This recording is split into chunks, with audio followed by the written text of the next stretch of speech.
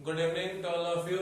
आज हम डिस्कस करना चाहेंगे सेट्स में ऑपरेशंस के एक प्रैक्टिकल एप्लीकेशन के रूप में। यानी कि हमने पीछे सेट्स चैप्टर के अंदर थ्योरम्स, डी मॉर्गन्स लॉ और बहुत से इंपॉर्टेंट क्वेश्चंस के बारे में डिस्कस किया था। इसके अलावा हमने ऑपरेशंस भी डिस्कस किए थे, a minus B, b minus A यानी डिफरेंस ऑफ सेट्स के बारे में। इसके बाद सिमेट्रिक ऑफ सेट के बारे में, यूनियन, इंटरसेक्शंस, कॉम्प्लीमेंट्स, ये सारी बातें हम पहले कर चुके हैं जिक्र। इन सभी के निष्कर्ष के बाद अब हम प्रैक्टिकली कुछ क्वेश्चंस के ऊपर जिक्र करना चाहेंगे जो कि हमारा सेट्स का एप्लीकेशन कहा जाता है। इसके अंदर हमारे पास कुछ एक इंपॉर्टेंट क्वेश्चन छिपे हुए हैं जो कंपटीशन लेवल के ऊपर आते हैं, तो उसका बेसिक मैं आपको बताना चाहूंगा। देखिए, बेसिक बताने से पहले हमें पीछे की नॉलेज के बारे में पता होना चाहिए। डिफरेंस ऑफ सेट क्या है, यूनियन ऑफ सेट क्या है, इंटरसेक्शन ऑफ सेट क्या होता है और कॉम्प्लीमेंट ऑफ सेट क्या होता है। बाकी मैं बताऊंगा आपको, साथ साथ सभी नॉलेज दूंगा, आपको ध्यान से सुनना है, देखना है। देखिए, प्रैक्टिकल ऑपरेशंस ऑन सेट्स। सबसे पहले मैं बताना चाहूंगा कि यहां पे हमारे पास अगर दो सेट हों, if A and B are two finite set, अगर हमें दो सेट दिए हुए हों, A और B दो फाइनाइट सेट दिए हुए हों, तो उनमें किस किस तरह की कंडीशन हमारे बन सकती है। जो हम प्रैक्टिकली क्वेश्चन करेंगे उनकी कंडीशन को यहाँ पे हम रिप्रेजेंट करना चाह रहे हैं, क्या क्या हमारी कंडीशंस यहाँ पे बन सकती हैं। तो देखिए, अगर हमारे पास कोई दो सेट है, दो सेटों का कोई क्वेश्चन दिया हुआ है, तो उसमें क्या क्या हमारे पास कंडीशंस बनाई जा सकती हैं। देखिए, अगर ये दोनों सेट ज्वाइंट सेट हो, पहली कंडीशन ये रहती है A and B are non disjoint set. अगर ये दोनों सेट डिसजॉइंट सेट्स नहीं है, डिसजॉइंट सेट का मतलब ये होता है जब दो सेटों में कॉमन एलिमेंट 5 होता है, यानी उनमें कॉमन एलिमेंट कुछ ना हो। डिसजॉइंट सेट नहीं हो यानी कि उनके अंदर कॉमन एलिमेंट आते हो। इसका मीनिंग ये हुआ कि इन दोनों सेटों में कॉमन एलिमेंट है, और उस हालात में क्या बनेगा। देखिए, जैसे हमारे पास ये हम वेन डायग्राम बताते हैं आपको, हम वेन डायग्राम पहले भी सीख चुके हैं। आपके पास ये एक यूनिवर्सल सेट है और इसमें ये एक सेट ए है, ये दूसरा सेट बी है। This is set A and set B. हम जानते हैं कि ये वाला जो हिस्सा है, जो ये पार्ट जो मैं स्टडी कर रहा हूं, ये जो पार्ट है, इस पार्ट का हम नाम देते हैं, ये हमारा नाम A माइनस बी होता है। यानी कि इस पार्ट में जो मैंने स्टडी किया है, इस पार्ट के जो एलिमेंट्स होते हैं वो एलिमेंट्स किस सेट में माने जाते हैं, A माइनस बी सेट में आते हैं, A और B के डिफरेंस में आते हैं, A माइनस बी के रूप में। फिर इधर आपका जो ये हिस्सा बीच का हिस्सा बच गया, ये वाला जो बीच का हिस्सा है, ये छोटा हिस्सा यहां से लेके यहां तक, ये जो छोटा हिस्सा है, ये छोटा हिस्सा हमारा A और B का इंटरसेक्शन होता है।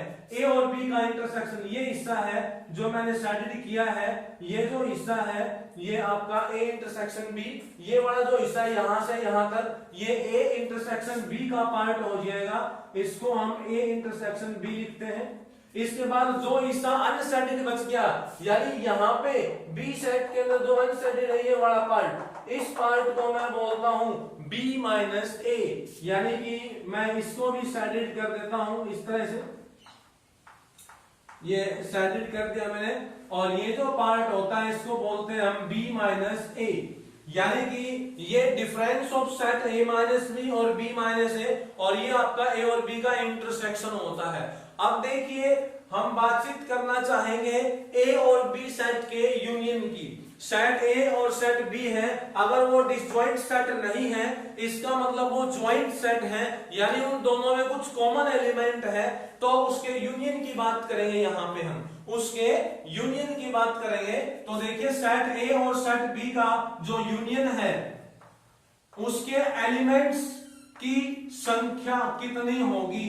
क्योंकि ये बातें हमें आगे यूज करनी होंगी, इनको हमें आगे प्रैक्टिकली यूज करना है क्वेश्चंस में, तो वहां पे हम इनका पहले से ही कुछ फॉर्मूले डिराइव कर लेते हैं, कुछ फॉर्मूले यहाँ पे बनाते हैं। देखिए n of A union B, यानी कि जो आपका ए यूनियन बी है वो कितने एलिमेंट्स को गेन करता है, तो एलिमेंट्स की संख्या, एन का मतलब number of elements in A union B, A और बी के यूनियन में जो एलिमेंट होंगे उनकी संख्या क्या होगी। देखिए संख्या क्या होगी, ए माइनस बी के एलिमेंटों की संख्या प्लस ए इंटरसेक्शन बी के एलिमेंट्स की संख्या प्लस बी माइनस ए के एलिमेंट्स की संख्या। क्योंकि ये आपका इतना इतना हिस्सा है जो मैंने शेडेड किया है, जो शेडेड हिस्सा है वो हमारा ए यूनियन बी है। जो शेडेड हिस्सा है यहां से लेके यहां तक ये सारा शेडेड हिस्सा है, ये ए यूनियन बी कहते हैं इसको। इस हिस्से को तीन पार्टों में लिखा गया है, A minus B, A intersection B और बी माइनस ए। तो तीनों पार्ट्स के एलिमेंट्स को अगर जोड़ेंगे तो टोटल एलिमेंट्स की संख्या आती है ए यूनियन बी में। तो यहाँ पे हम कह सकते हैं N of A minus B, A minus B के एलिमेंट्स की संख्या, N of A intersection B, A intersection B के एलिमेंट्स की संख्या plus N of B minus A, B minus A में एलिमेंट्स की संख्या। अब तीनों के एलिमेंट्स की संख्या को हम ऐड करें तो ए यूनियन बी के एलिमेंट की संख्या आ जाती है। ए यूनियन बी को हम लैंग्वेज के तौर पे ये भी बोल सकते हैं एटलीस्ट वन ऑफ टू। इसको कई बार इस तरह से भी लिखा जाता है एटलीस्ट वन ऑफ टू।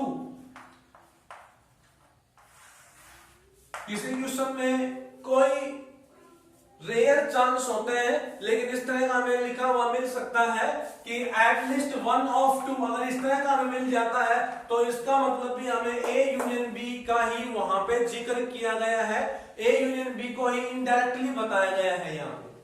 अब देखिए इसको आगे हम सोल्व करते हैं तो हमारा पोर्शन क्या बनेगा, N of A union B equals to N of B minus A minus B, sorry A minus B plus N of A intersection B plus N of B minus A. ठीक है, ये वाला जो formula है वो मैंने यहां लिख दिया।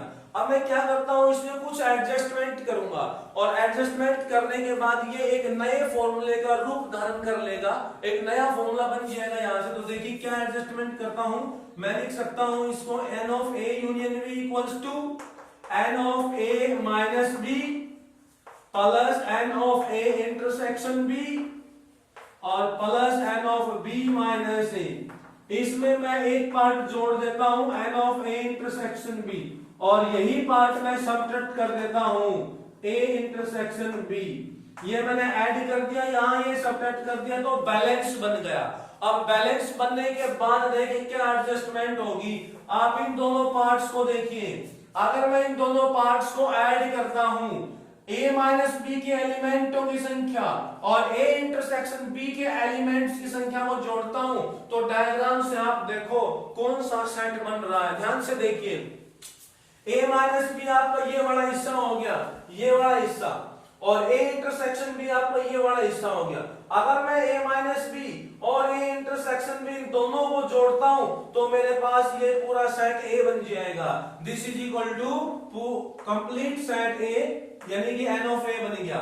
इसी तरह से देखिए इस पार्ट को मैं अगर लिखता हूं ऐड करके N of B minus A, B minus A is that B minus A, और N of A intersection B is that, यानी बी माइनस ए आपका ये हिस्सा हो गया, यहाँ पे ये वाला सेटेड हिस्सा, ये वाला इतना इतना ये सेटेड हिस्सा, और इसमें ये इंटरसेक्शन पार्ट जोड़ दिया तो पूरा बी बन गया ये। This is equal to N of B और at last minus N of A intersection B. तो यहां से हमारे पास ये एक नया फॉर्मूला बना है। ए यूनियन बी का फॉर्मूला होता है number of A union B equal to number of A plus number of B minus number of A intersection B. ये हमारा फॉर्मूला डिराइव होता है यहां से इस तरह से। तो हमें इस फॉर्मूले को याद रखना है, इंपॉर्टेंट फॉर्मूला है, ये हमें यूज करना पड़ेगा आगे प्रैक्टिकल क्वेश्चंस के अंदर। ठीक है, और इसके बाद इसी के ऊपर मैं आपको दो बातें और बताना चाहूंगा। देखिए, अगर मैं पूरे सेट ए की डिटेल बताना चाहूं, पूरा सेट ए यानी एन ऑफ ए की बात बताना चाहूं यहां पे कि सेट ए के एलिमेंट्स की संख्या क्या होगी, देखिए यहां पे ये भी एक तरह से रिजल्ट ही है, इस रिजल्ट को भी हम यूज करेंगे बार बार। तो एन ऑफ ए होगा वो हमारा क्या बनेगा, देखिए यानी कि सेट ए के एलिमेंट्स की संख्या क्या होगी। सेट ए यहाँ पे दो पार्टों में तोड़ रखा है, कौन कौन से दो पार्ट है, एक पार्ट तो ये इधर वाला a माइनस बी और एक पार्ट आपका ये वाला a इंटरसेक्शन बी। तो जो सेट ए होता है उसके दो पार्ट है यहाँ पे, दो पार्ट कौन से वे, एक तो ये वाला आपका इधर वाला हो गया a माइनस बी बोला गया है जो, और एक ये वाला हिस्सा ये आपका a इंटरसेक्शन b का गया है। तो मैं सेट ए को कह सकता हूं एलिमेंट्स की संख्या के रूप में n of a minus B plus n of a intersection b। इसी तरह से मैं सेट b को भी लिख सकता हूं इस तरह से, सेट b भी दो पार्टों में है हमारे पास, यहाँ पे सेट b का एक हिस्सा तो इधर ये वाला चला गया b माइनस ए में, और ये एक हिस्सा चला गया a इंटरसेक्शन b में। तो यहाँ सेट b को भी दो पार्टों में लिखेंगे n of b minus A plus n of a intersection b। तो ये हमारे दो इंपोर्टेंट रिजल्ट हैं, इन रिजल्ट्स को भी हम यूज करेंगे, ये रिजल्ट्स भी हमारे लिए बहुत ही इंपोर्टेंट रहेंगे, ठीक है। इसके बाद में मैं बात करना चाहूंगा यहीं पे एक और छोटी सी इंपोर्टेंट बात के बारे में। हमने यहाँ पे a यूनियन b के बारे में सारा सीख लिया, a माइनस b के बारे में सीख लिया, b माइनस a के बारे में सीख लिया। चलो अब मैं बात करना चाहूंगा यहाँ पे, अगर हमारे पास इस तरह से पूछा जाए कि a यूनियन b का कॉम्प्लीमेंट बताइए, A यूनियन B का कॉम्प्लीमेंट। अब देखिए कॉम्प्लीमेंट का जिक्र आता है तो ये हम पहले भी बता चुके हैं, कॉम्प्लीमेंट का मतलब उन एलिमेंटों से होता है जो एलिमेंट उस सेट में नहीं है। यानी A यूनियन B के कॉम्प्लीमेंट की बात करेंगे तो यहाँ पे कौन से एलिमेंटों से है, जो एलिमेंट A यूनियन B में नहीं है। यानी कि वेन डायग्राम में देखेंगे तो जो आपका ये यूनिवर्सल सेट है, पूरा पूरा यूनिवर्सल सेट यानी रेक्टेंगुलर आकार में है, इस यूनिवर्सल सेट में जो अनशेडेड एरिया होगा, जो अनशेडेड एरिया है, शेडेड तो जो कर रखा है ये जो सारा शेडेड है, ये जो सारा हिस्सा शेडेड है, इस हिस्से को कहेंगे A यूनियन B।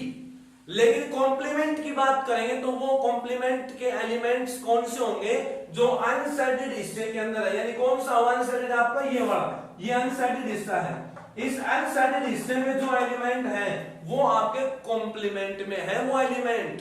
तो अगर किसी भी प्रैक्टिकली क्वेश्चन में अगर इस तरह की बात पूछी जाए कि हमें बताना हो A यूनियन B के कॉम्प्लीमेंट के एलिमेंट्स का जिक्र आए, तो वहां पे हमें कैसे निकालेंगे कि टोटल यूनिवर्सल के एलिमेंट्स में से, यूनिवर्सल के एलिमेंट्स में से आप ये एलिमेंट लेस कर देंगे, रिमूव कर देंगे, तो आपके पास ये वाले एलिमेंट की संख्या आ जाएगी। तो देखिए ध्यान से, अगर A यूनियन B के कॉम्प्लीमेंट की बात आती हो और एलिमेंट्स की संख्या पूछी जाए, n का मतलब होता है number of element in A union B complement, तो ये हो जाएगा number of universal minus number of A union B, ठीक है। ये भी हमारा एक इंपॉर्टेंट रिजल्ट है, n of A union B complement equal to n of universal minus n of A union B। ध्यान रखिए इस बात के बारे में। अब मैं इसके ऊपर एक रिजल्ट और बताता हूं, बिल्कुल इसी के ऊपर बताना चाहूंगा कि कई बार जो क्वेश्चन होता है वो इससे ना पूछ के इसको थोड़ा सा घुमा देते हैं, थोड़ा सा घुमा के पूछते हैं, प्रैक्टिकली भी घुमा के पूछते हैं। प्रैक्टिकली घुमा के पूछेंगे तो हम वहां से फॉर्मूला रिपीट करेंगे ये वाला अपना। तो डिमॉर्गन्स लॉ जो हमारे थ्योरम है, डिमॉर्गन्स लॉ जो थ्योरम है उसमें आपको बताया गया था कि A इंटरसेक्शन B का जो कॉम्प्लीमेंट होता है वो बराबर होगा A complement union B complement, और A यूनियन B का जो कॉम्प्लीमेंट होता है वो बराबर होता है A complement intersection B complement. तो कई बार किसी क्वेश्चन के अंदर डिमॉर्गन्स लॉ जो थ्योरम है इसकी भी हमें हेल्प लेनी पड़ेगी। अगर आपसे ये पूछ लिया जाए कि आप ये बताइए कि number of A complement intersection B complement क्या होंगे, ये भी पूछे जा सकते हैं। Number of A complement intersection B complement, इसकी अगर बात पूछी जाए, इसके एलिमेंटों की संख्या पूछी जाए तो कितने होंगे एलिमेंट। तो देखिए मैं बताना चाहूंगा यहाँ पे कि A complement intersection B complement किसके बराबर होता है, A complement intersection B complement इसके बराबर होता है, यानी कि ए यूनियन बी का कॉम्प्लीमेंट, और ए यूनियन बी का कॉम्प्लीमेंट आपका ये है। तो यहाँ पे कहने का मतलब मेरा ये था कि अगर किसी क्वेश्चन में ये बात पूछी जाए या फिर ये बात पूछी जाए, दोनों सेम होंगी। यहाँ पे बोथ आर सेम, कई बार ये कॉम्प्लीमेंट की जगह पे नोट से भी पूछी जा सकती है, नोट से, यानी इस तरह से लिखी जाती है, number of not A intersection not B, ऐसे भी लिखी जाती है ये। तो यहां पे भी इसी का फॉर्मूला भी यही होगा, number of universal minus number of A union B, formula आपका यही रहेगा। चाहे आप इस चीज को ये लिख लो, चाहे ये लिख लीजिए, बोथ यहाँ पे तीनों बातें सेम है, इसको ये भी कह सकते हैं और इसको ये भी कह सकते हैं। ये डी मॉर्गन्स लॉ के अकॉर्डिंग होती है, ठीक है। डी मॉर्गन्स लॉ के अकॉर्डिंग ये आपकी थ्योरम इस तरह से बनी हुई है। ये इस तरह से भी पूछा जा सकता है कि यहाँ यूनियन की जगह पे इंटरसेक्शन आ जाए, यूनियन की जगह पे इंटरसेक्शन आ जाए तो भी आप यहां से सोल्व आउट कर सकते हो, और फिर हमें यहां से दोबारा से सोचना पड़ेगा अगर इंटरसेक्शन आ जाए तो कैसे करेंगे। जैसे अगर ये पूछा जाए कि ए इंटरसेक्शन बी का कॉम्प्लीमेंट और उसमें एलिमेंटों की संख्या बताओ, ए इंटरसेक्शन बी का कॉम्प्लीमेंट और उसके एलिमेंटों की संख्या बताएं। तो देखिए यहां पे मैं दोबारा से वेन डायग्राम बनाता हूं। ये मेरे पास हो गया यूनिवर्सल सेट, ये सेट ए और ये सेट बी, ए सेट और ये बी सेट, और इन दोनों का कॉमन हिस्सा ये होगा, दोनों का कॉमन हिस्सा ये हो गया मेरे पास। यहां क्या पूछा है, ए इंटरसेक्शन बी का कॉम्प्लीमेंट, यानी वो एलिमेंट जो ए और बी के इंटरसेक्शन में नहीं है, ए और बी के इंटरसेक्शन में नहीं है। कौन से और एलिमेंट डायग्राम में देख के बताएंगे हम, ये डायग्राम है, इस डायग्राम में हम उन एलिमेंटों को देखेंगे जो ए और बी के कॉमन हिस्से में नहीं है। इसका मतलब एलिमेंट कौन से वे, जो यहाँ पे अनसाइडेड एरिया होगा। ये वाला जो हिस्सा है ये तो ए और बी का क्या है, कॉमन हिस्सा है, ये तो ए और बी का क्या है, कॉमन हिस्सा है। तो हमें तो वो एलिमेंट देखने हैं, वो हिस्सा देखना है जो ए और बी का इंटरसेक्शन का नहीं है, यानी कि कौन सा हुआ, अनसाइडेड एरिया हुआ।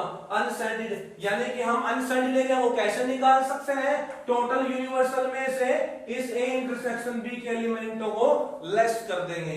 तो यहां से आपके पास आ जाएगा टोटल यूनिवर्सल के एलिमेंटों में से हम इंटरसेक्शन के एलिमेंटों को लेस कर देंगे। तो ये भी आपका एक रिजल्ट बनता है। तो यहाँ पे आपके ये भी एक रिजल्ट के रूप में है, और इस रिजल्ट को हम दूसरे तरीके से ऐसे भी लिख सकते हैं, अगर ये कॉम्प्लीमेंट अंदर ले आया गया तो ये बन जाएगा A complement union B complement, ठीक है। इसको कॉम्प्लीमेंट में हम सी भी लगा सकते हैं या डैश भी लगा सकते हैं, उसको कॉम्प्लीमेंट ही प्रेजेंट किया जाता है। तो अगर ये पूछा जाए और ये पूछा जाए, both are same, both are same and number of universal minus number of intersection B, ये तो आपका होता है अगर कोई डिसजॉइंट सेट ना हो तो। और दूसरे पार्ट में मैं यहां बताना चाहूंगा, ये तो फर्स्ट पार्ट था कि अगर दो सेट आपको ज्वाइंट सेट नहीं दे रखे हो, यानी कि डिसजॉइंट दे रखे हो, if A and B are disjoint, अगर हमें कैसे दे रखे हो, डिसजॉइंट। डिसजॉइंट का मतलब क्या होता है, डिसजॉइंट के बारे में पहले पढ़ चुके हैं। डिसजॉइंट का मतलब होता है जब दोनों सेटों के बीच के कॉमन एलिमेंट क्या हो, फाई हो। जब सेट ए और सेट बी के बीच कॉमन एलिमेंट कोई भी ना हो, कोई एलिमेंट कॉमन नहीं हो, यानी कि उन सेटों को कैसे बनाया जाएगा, फिर उन सेटों को इस तरह बनाया जाएगा, ये सेट ए हो गया, ये सेट बी हो गया, और यूनिवर्सल में दिखाना चाहेंगे तो ऐसे दिखाएंगे उनको, उनके बीच में कोई भी एलिमेंट कॉमन नहीं होगा, इस तरह से होगा। तो फिर वहां पे वहां पे आपका यूनियन का फॉर्मूला क्या बनेगा, जैसे ये यूनियन का फॉर्मूला था आपका, ये वाला यूनियन का फॉर्मूला था, ये जो यूनियन का फॉर्मूला है, ये अगर इस तरह के डिसजॉइंट सेट में पूछा जाए तो ये फॉर्मूला क्या बनेगा, तो मैं यहां बताना चाहूंगा। देखिए, जब ए इंटरसेक्शन बी हमारा फाई है तो इसमें एलिमेंट्स की संख्या कितनी हुई, एलिमेंट्स की संख्या हुई 0। ए इंटरसेक्शन बी फाई, इसका मतलब यही होता है कि कॉमन एलिमेंट कोई भी नहीं है, नील है, नल सेट है ये ए इंटरसेक्शन बी, तो वहां एलिमेंटों की संख्या हुई 0। यानी कि आपको ए इंटरसेक्शन बी की वैल्यू के एलिमेंट्स की संख्या क्या रखनी है, 0 रखनी है। तो आपको यहाँ पे ये ए इंटरसेक्शन बी है, इसके एलिमेंट्स की संख्या क्या रखनी है, 0 रख देनी है। तो आपके पास केवल यहाँ 2 पार्ट बचेंगे, n of A union B equal to N of A plus में एन ऑफ ए बी। तो आपका ये फॉर्मूला यहाँ पे कन्वर्ट होंगे, क्या बन जाएगा, n of A union B equals to N of A plus में एन ऑफ बी, क्योंकि ए इंटरसेक्शन बी के एलिमेंट्स की संख्या क्या हो जाएगी, यहाँ पे 0 हो जाएगी। तो ये आपका जो पोर्शन था, ये पोर्शन केवल तब हम यूज करेंगे, ये सारा यूज कब करेंगे, जब हमें 2 सेट दिए हुए हों, सेट ए और सेट बी। यानी प्रैक्टिकली जब हम क्वेश्चन करेंगे, अभी जब हम क्वेश्चन करेंगे प्रैक्टिकली, तो उनमें जब सेट ए और सेट बी का जिक्र होगा तो ही वहां पे हम इस तरह का करते हैं और करेंगे। तो हमें मेन इंपोर्टेंट फॉर्मूले फिर से देखने हैं। पहला फॉर्मूला आपका ये होता है, n of A union B बराबर होता है n of A plus N of B minus N of A intersection B, पहला फॉर्मूला। दूसरा ये होता है n of A equal to N of B A minus B plus N of A intersection B. उसके बाद n of B बराबर n of B minus A plus N of A intersection B, तीसरा result है ये। इसके बाद आपका अगला जो रिजल्ट है वो ये होता है, अगर आपसे पूछा जाए n of A union B का कॉम्प्लीमेंट, यहाँ कॉम्प्लीमेंट को हम सी से भी दिखा सकते हैं, तो वो होता है n of universal minus N of A union B. या इस चीज को ये भी कहा जा सकता है या ये भी कहा जा सकता है, ठीक है। यह आपका चौथा रिजल्ट था। पांचवा रिजल्ट ये है कि अगर पूछा जाए ए इंटरसेक्शन बी का कॉम्प्लीमेंट, तो वो होता है n of universal minus N of A intersection B, ठीक है।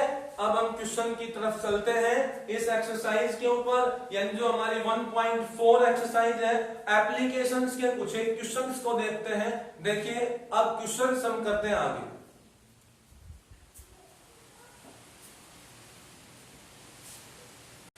देखिए अब हम क्वेश्चंस सॉल्व आउट करते हैं जो हमारे प्रैक्टिकल एप्लीकेशंस के ऊपर आते हैं।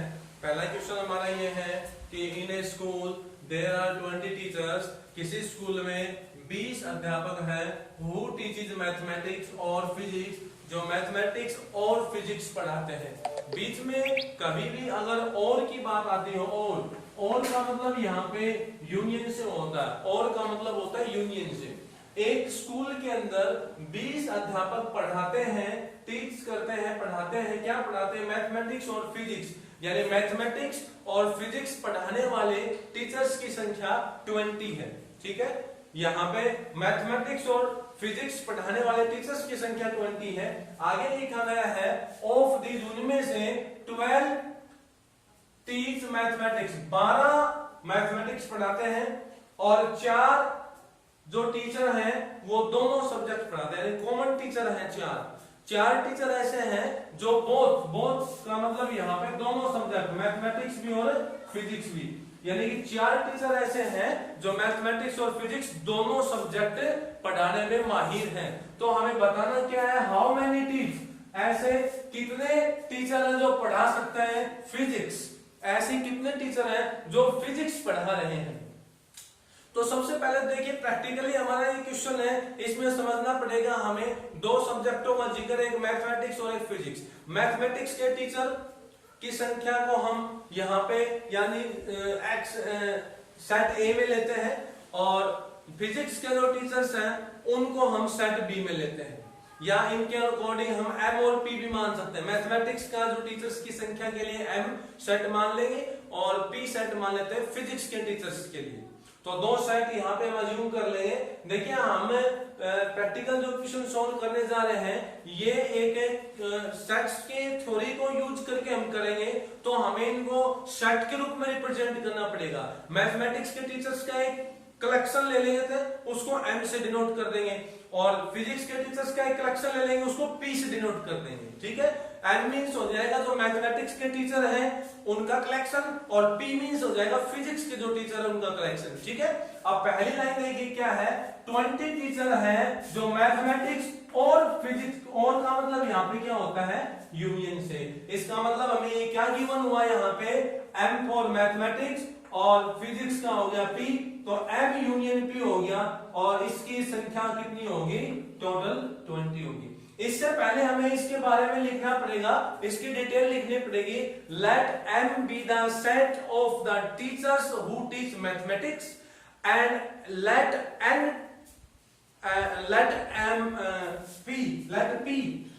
p be the set of teachers who teach physics। Physics पढ़ाने वाले टीचर्स के लिए p मानना है, मैथमेटिक्स पढ़ाने वाले टीचर्स के लिए m मानना है, और दोनों की जो टोटल संख्या है वो 20 है, तो वो यूनियन में आ जाएगा, और में दिया हुआ है। फिर अगली लाइन में देखिए 12 टीच मैथमेटिक्स, 12 टीचर ऐसे हैं जो मैथमेटिक्स पढ़ा रहे हैं। अब मैथमेटिक्स को हमने m ग्रुप माना है, मैथमेटिक्स के टीचर्स का जो कलेक्शन है उस कलेक्शन को मैंने माना है m, तो m की संख्या number of m equal to हो जाएगा 12। 12 टीचर ऐसे हैं जो मैथमेटिक्स पढ़ा रहे हैं, और 4 टीचर ऐसे हैं जो दोनों सब्जेक्ट पढ़ाते हैं, बोथ दोनों, यानी कॉमन है वो टीचर, वो 4 टीचर है वो कॉमन है, फिजिक्स भी पढ़ा सकते हैं और वो मैथमेटिक्स भी पढ़ा सकते हैं। इट मींस वो कॉमन है, यानी हम कह सकते हैं number of m intersection p equals to 4। देखिए यहाँ पे कहानी को समझना हमें, और बाकी ये ध्यान में नहीं करना है कि जैसे कि यहाँ पे 4 टीचर कॉमन दिए गए हैं, तो फिजिक्स और मैथ दोनों के टीचर यहाँ पे 4 हैं, और 12 टीचर ऐसे जो मैथमेटिक्स पढ़ा रहे हैं। तो आपको ये ध्यान रखना है यहाँ पे कि जो 12 टीचर मैथमेटिक्स पढ़ा रहे हैं और जो 4 टीचर यहाँ पे कॉमन है, तो आप ऐसे मत सोचना कि 12 और 4 16, इस तरह से, मतलब कुछ आप अपने हिसाब से कैलकुलेशन मत लगाना यहाँ पे, क्योंकि यहाँ कुछ टीचर कॉमन है, 4 टीचर कॉमन है, तो वो मैथमेटिक्स वाले में यहाँ पे भी ऐड है वो टीचर, और ये फिजिक्स वाले में भी ऐड है वो टीचर्स, ठीक है। तो यहाँ पे ध्यान से देखिए आप, मैथमेटिक्स और फिजिक्स के जो टीचर्स हैं उनका जो टोटल यूनियन होगा, उनकी संख्या होगी वो 20 हो जाएगी, और मैथमेटिक्स के टीचर्स की संख्या 12। इंटरसेक्शन जो कॉमन टीचर है, जो फिजिक्स भी पढ़ा सकते हैं, जो मैथमेटिक्स भी पढ़ा सकते हैं, वो टीचर हमारे पास 4 है। यानी मैं इसका अगर एक तरह से वेन डायग्राम अगर बनाना चाहूं, इसका अगर मैं इसका वेन डायग्राम बनाना चाहूं तो कैसे बनेगा, देखिए इसका वेन डायग्राम, एक सेट मेरे पास ये मैथमेटिक्स का हो गया और ये मेरे पास फिजिक्स का हो गया।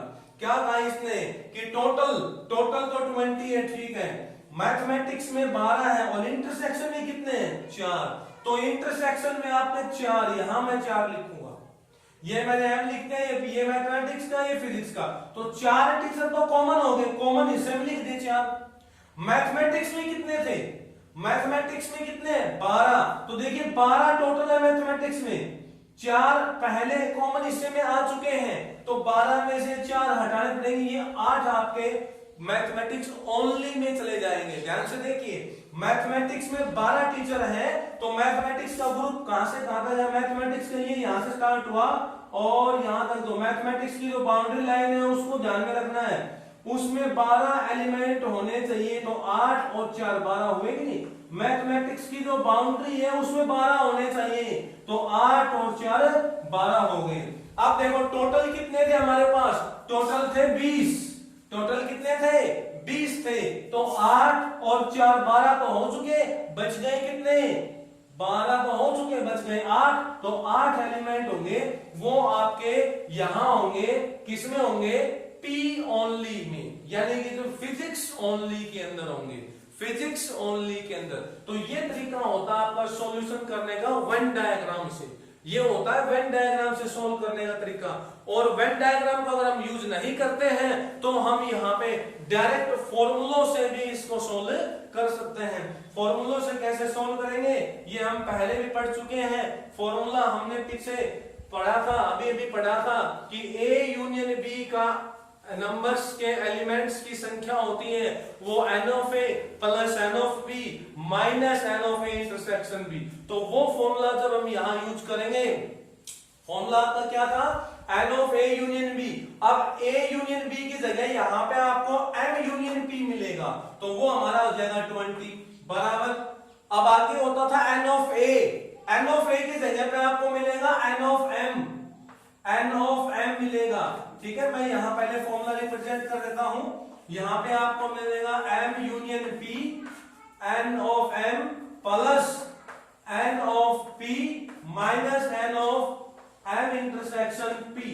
आपका फॉर्मूला ये बनेगा जो हमने लास्ट क्वेश्चन, लास्ट इससे पहले आपको बताया था कि दो सेट आपके पास है, एक A है एक B है, दोनों के यूनियन का फॉर्मूला बनता है, वो क्या होता है, n of A plus n of B minus n of A intersection B। तो उसके अकॉर्डिंग आपका ये फॉर्मूला बन गया है m और p के अंदर। अब वैल्यू पुट करेंगे तो यहाँ पे तो 20 आ जाएगा इक्वल टू ये 12 हो जाएगा। ये वैल्यू आपके पास है नहीं फिजिक्स वालों की, और इंटरसेक्शन वाले हैं 4। तो 12 में से 4 घट गए 8, 4 सेपरेट कर देंगे तो 8, 8 को इधर ले जाएंगे हम, तो यहाँ पे आपके पास कितने बच जाएंगे, देखिए 12 बच गए, और ये आ जाएगा n ऑफ p में आएंगे, शायद ये फिजिक्स में n ऑफ p में आ जाएंगे आपके पास, n ऑफ p में आएंगे। 12 में से 4 लेस करेंगे तो 8, 8 इधर आके सब्ट्रैक्ट होंगे, 20 माइनस में 8 12।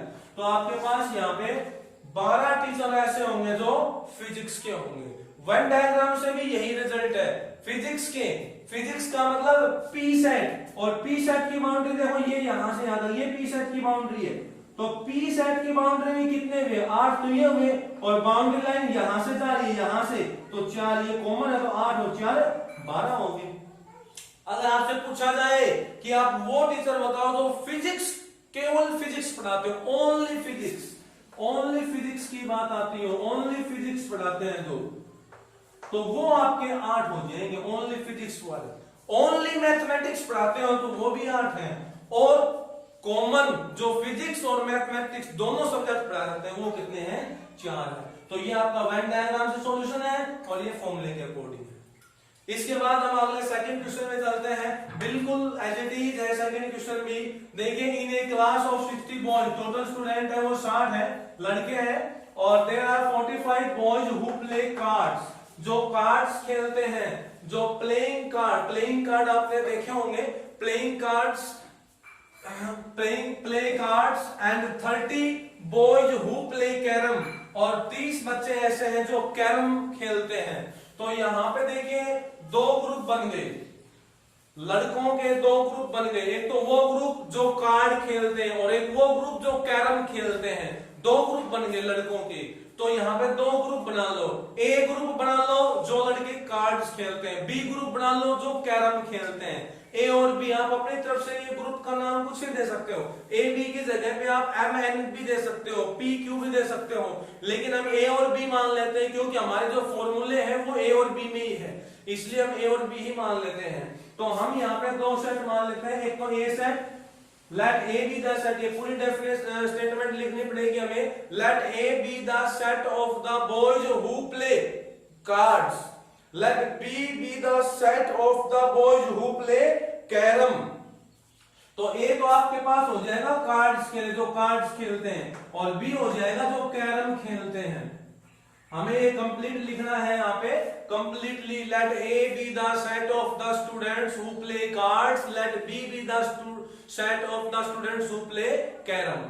उसके बाद हम चलते हैं, तो देखिए टोटल हमारे क्लास कितने बच्चे हैं, 60 बच्चे हैं टोटल 60 बच्चे हैं, जिनमें से 45 तो कार्ड खेल रहे हैं और 30 कैरम खेल रहे हैं। तो यहाँ पे आप इस तरह से काउंटिंग करोगे तो 45 तो कार्ड खेल रहे हो, 30 से तो 75 हो गए, लेकिन यहाँ कितने रखे हैं, 60। तो इस बात को आप ये भी देखिए कि ये जो बच्चे हैं जो 45 यहाँ खेल रहे हैं, 30 वहां खेल रहे हैं, तो इनमें कुछ कॉमन भी तो होंगे, जो बच्चे यहाँ कार्ड्स में भी होंगे और जो बच्चे कैरम में भी होंगे, कॉमन भी तो होंगे, तो वो भी हमें ध्यान में रखना। इस तरह से आप जोड़ के 75 मत सोचिए। Also each boys likes to play at least one game. यहाँ पे देखिए ये लाइन लिखी गई है कि प्रत्येक लड़का कोई ना कोई गेम जरूर खेलता है। एटलीस्ट वन गेम यानी किसी न किसी गेम में जरूर हिस्सा लेता है, चाहे वो प्लेइंग कार्ड में हिस्सा ले, चाहे वो कैरम में हिस्सा ले, किसी न किसी पार्टिसिपेट में, किसी न किसी गेम में जरूर पार्टिसिपेट करता है। यहाँ पे कोई बच्चा खाली नहीं बैठा है। अगर ये लाइन नहीं लिखी होती तो हम ये जो 60 बॉयज हैं इनको हम यूनियन में ना लेके, सेट ए और सेट बी का यूनियन में ना लेके इसको हम यूनिवर्सल में लेते। ये लाइन यहाँ पे लिखी गई है, इसका मीनिंग यही है कि कोई भी बच्चा खाली नहीं है, सारे के सारे गेम खेल रहे, चाहे कोई भी गेम खेल रहा हो। इसका मतलब जो 60 स्टूडेंट है या 60 बॉयज है वो आपके यूनियन में जाएंगे। तो यहाँ पे हम लिखेंगे n of a union b equal to 60। ध्यान से देखना, हमें पहले आपको स्टेटमेंट लिखनी पड़ेगी, late a be the set of the boys who play cards। इसी तरह late b be the set of the boys who play carom। अब उसके बाद a यूनियन b में हमारे पास 60 बॉयज हो गए। 45 बॉयज ऐसे हैं जो कार्ड खेलते हैं, तो कार्ड को हमने ये मानना था, तो n of a equal to हो जाएगा 45 45। इसी तरह n ऑफ b में हो जाएंगे हमारे पास 30। ठीक है, अब आपको आगे निकालना क्या है, पहले पार्ट में how many boys play both. Both का मतलब यहाँ पे होता है इंटरसेक्शन से, यानी कि कॉमन से। a और b में कॉमन एलिमेंट कितने होंगे, कॉमन आपको बताने हैं यहाँ पे। तो आप वही फॉर्मूला यूज कीजिए, पहला ये फॉर्मूला यूज करेंगे हम। देखिए हमारा फॉर्मूला ये होता है, मैं यहां इरेज कर देता हूं फर्स्ट क्वेश्चन को।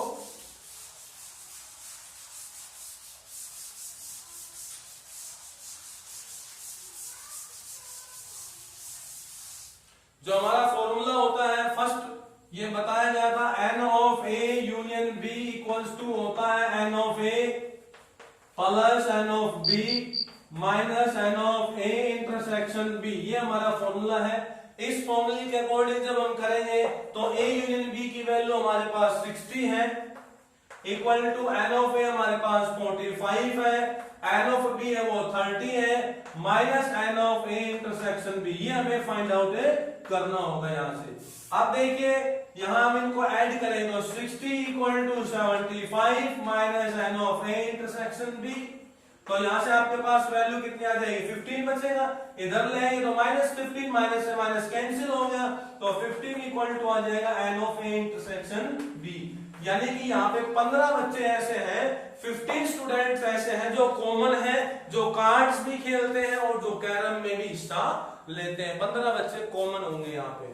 ठीक है, अब अगला पार्ट क्या है, how many boys play cards only, cards only. अब देखिए यहाँ पे ओनली वर्ड आया है आगे, इसको आपको ध्यान से समझना है। ये यहाँ पे कार्ड्स ओनली लिखा गया हो या इसके अलावा ये लिखा जाए, ये दोनों बातें सेम रहेंगी, कार्ड्स बट नॉट कैरम, ये एक ही बात है यहाँ पे।